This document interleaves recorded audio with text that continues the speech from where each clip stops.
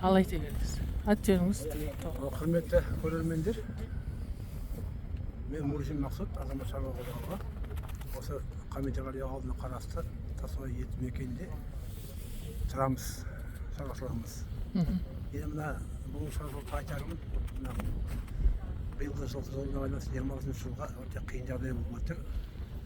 Осы қаңтар айының басында 3 күн қатар жаңбыр жауып, сол жаңбыр мұздақ болып қатып, оның бетіне қар жауып, малға көп шығын келіп жатыр. Өйткені мұздақта тайған жылқылар қайтадан тұра алмай, көпшілік малдар өліп жатыр. Егер мына шөп мәселесіне келсек, шөп те қымбат болып тұр шөбімізде.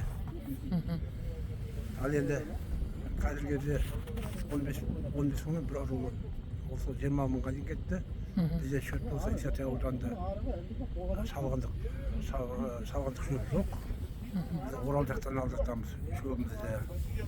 Сонымен қатар мына жем жағы да кебек жемнің өзі 20 килосы 2600-ден болып тұр. 2600-ден. 2600. Кебек жем. 20 кило алға. Бұл қымбат та? Қымбат қой әрине ол енді.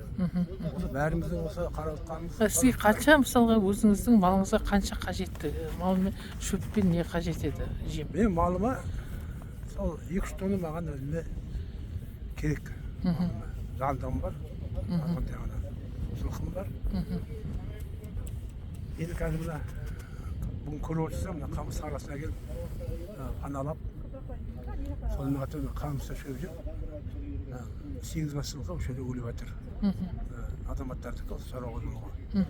Осы жерде шаруашылықта үлкен мен болған соң бәрі маған қолға салып тұр. Осы сұхбат беріңіз деп.